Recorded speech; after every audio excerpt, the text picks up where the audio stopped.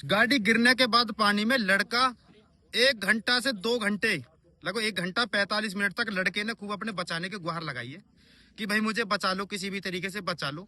मौके पे पुलिस भी थी एंड एसडीआरएफ भी थी और अग्नि विभाग वाले भी थे, फायर ब्रिगेड वाले भी थे। किसी ने उसकी मदद नहीं करी। बोल रहे थे ठंडा पानी है, हम नहीं जाएंगे अंदर, इसमें सरिया है अंदर, हम नहीं जाएंगे। नमस्कार, द ट्रुथ के इस अंक में मैं प्रीति पांडे अपने सभी दर्शकों का बहुत स्वागत करती हूँ। आज बात ग्रेटर नोएडा की होगी, जहां घने कोहरे की वजह से सॉफ्टवेयर इंजीनियर की दलदल में गिरकर मौत हो गई। वो करीब 80 मिनट तक अपने पिता से फोन पर ये कहकर चिल्लाता रहा, गिड़गिड़ाता रहा कि पापा मुझे बचा लो, मैं मरना नहीं चाहता। इसके बाद कार समेत नाले के पानी से भरे 30 फीट गहरे दलदल में समा गया। नोएडा में कार समेत दलदल में इंजीनियर की गिरने से मौत हो गई। 80 मिनट तक मदद के लिए गुहार लगाता यह युवक अपने पिता से फोन पर कह रहा था अपने अंतिम क्षणों में, मैं मरना नहीं चाहता।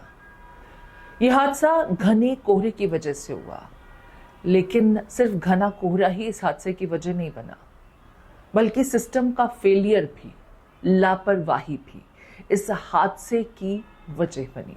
चश्मदीदों का कहना है कि वहां पर बचाव दल भी पहुंच गया, सिस्टम से जुड़े हुए लोग भी पहुंच गए, लेकिन उस 30 फीट गहरे दलदल में उतरने की किसी में हिम्मत नहीं थी। इंजीनियर युवराज मेहता अपनी ग्रैंड विटारा कार से गुरुग्राम से नोएडा की सेक्टर 150 की टाटा यूरिका पार्क की ओर जा रहे थे।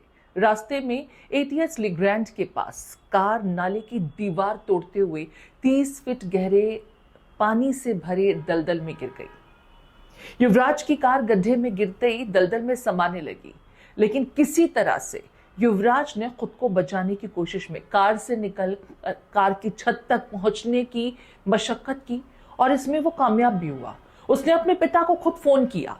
112 नंबर पर उसके पिता ने बेटे की कॉल सुनने के बाद सूचना दी।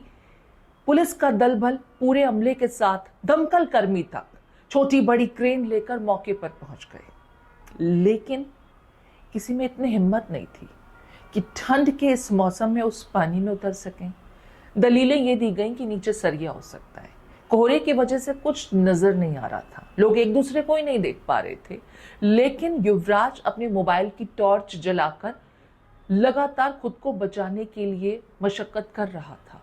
मुझे बचा लो, मेरी कार डूब रही है। लोगों ने उसकी आवाजें सुनी। कुछ देर बाद उसकी आवाज आना बंद हो गई।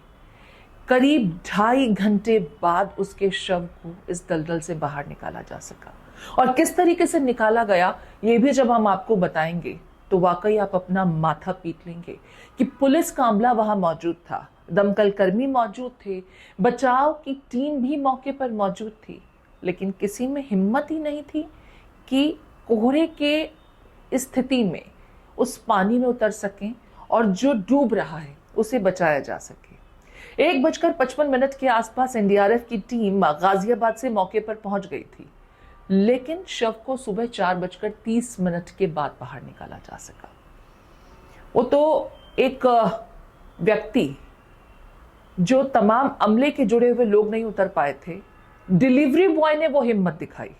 चश्मदीद मुनेंद्र जो एक डिलीवरी बॉय है, उसने बताया कि रात के समय में वो डिलीवरी करने के लिए जब गुजर रहा था तो घटनास्थल पर उसने भीड़ देखी, पुलिस मौके पर मौजूद थी, लड़का मोबाइल की लाइट जलाकर मदद की गुहार लगा रहा था, लेकिन कोई भी वहां पर मौजूद व्यक्ति इस युवक को बचाने के लिए, नीचे उतरने के लिए तैयार ही नहीं था। सबके हौसले पस्त हो गए थे क्योंकि पानी ठंडा था। पुलिस ने तो यह भी कह दिया कि नीचे सरिया हो सकता है, इस तरह का हवाला दिया गया, क्योंकि यहां पर इस जगह पर एक मॉल का निर्माण होना था और उसी के लिए बेसमेंट के लिए गड्ढे इत्यादि खोला गया था, लेकिन उसमें पानी भर गया था नाले का, क्योंकि कंस्ट्रक्शन तो हुआ नहीं। और उसके बाद ये जो जगह थी ना, लोगों के लिए एक ऐसा डेथ ट्रैप बन गई जिसने युवराज की जान ले ली। इसमें जी जो गाड़ी एक्सीडेंट हुई है कोहरे में, वो करेक्ट 12 बजे के करीब हुई है। गाड़ी गिरने के बाद पानी में लड़का 1 घंटा से 2 घंटे, लगभग 1 घंटा 45 मिनट तक लड़के ने खूब अपने बचाने की गुहार लगाई है कि भाई मुझे बचा लो, किसी भी तरीके से बचा लो।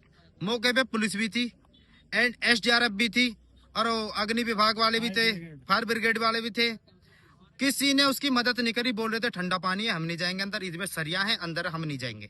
ठीक है जी। इस मौत का जिम्मेदार सच्चाई बताए तो सरकारी महकमा है। ठीक है जी। जब मैं आया हूँ 1:45 पे यहाँ आया हूँ, मैंने आके देखा है तो SDRF वाले सिड्डी पे बैठ के बोल रहे थे कि इसमें ठंडा पानी है, सरिया, हम अंदर नहीं जाएंगे। लोगों ने यह भी बताया कि 31 दिसंबर की रात एक पूरा का पूरा ट्रक भी इसमें गिर गया था, लेकिन उस घटना से भी किसी ने सबक नहीं लिया था। 2 दिन लग गए थे इस ट्रक को इस साइट से बाहर निकालने में। नोएडा प्राधिकरण की लापरवाही इस पूरे मामले में साफ नजर आती है। युवराज के पिता की शिकायत पर पुलिस ने मामले में मुकदमा दर्ज कर लिया है। यहां पर बैरिकेडिंग क्यों नहीं थी, रिफ्लेक्टर्स क्यों नहीं लगाए गए थे, जबकि पहले भी एक हादसा हो चुका था। खैर, देर सवेर ही सही पुलिस प्रशासन ने FIR दर्ज कर ली। इस साइट पर सैकड़ों टन मलबा गिरा दिया गया है, बैरिकेडिंग भी कर ली गई है, FIR दर्ज की जा चुकी है। थाना नॉलेज पार्क के अंतर्गत क्योंकि ये घटना पेश आई थी, लिहाजा यहां मुकदमा दर्ज कर लिया गया है। एक आध सस्पेंशंस भी हो चुके हैं, लेकिन युवराज अब हमारे बीच नहीं है। और भले ही उसके साथ जो हादसा हुआ वो किसी के भी साथ हो सकता था, कोहरे पर किसी का कंट्रोल नहीं है, लेकिन लापरवाही को टाला जा सकता था, इस हादसे को होने से रोका जा सकता था। अगर इस साइट पर, जहां पर इतना बड़ा गड्ढा जिसमें पानी और दलदल बना हुआ था, वहां रिफ्लेक्टर्स लगाए गए होते, और खास करके फॉग के इस मौसम में इस जगह पर जिस तरह की स्थितियां थी, लोगों ने देखा तो लोगों ने प्रशासन से नाराजगी भी जताई, कैंडल मार्च भी हुआ।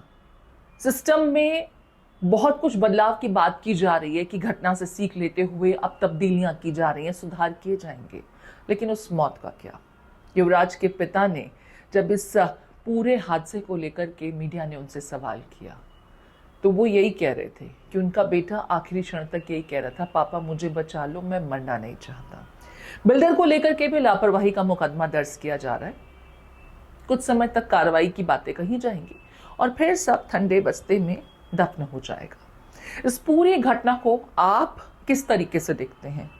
सिस्टम का ये फेलियर ग्रेटर नोएडा जैसे हाईटेक एरिया के लिए क्या जस्टिफाइड है? जेई को सस्पेंड कर देना भर क्या काफी होगा? और जिसकी लापरवाही की वजह से इतनी बड़ी घटना पेश आई, उसको क्या सिर्फ कुछ मुआवजे से या कुछ छोटी मोटी लीगल फॉर्मेलिटीज के बाद बख्शा जा सकता है? आपके कमेंट का इंतजार रहेगा।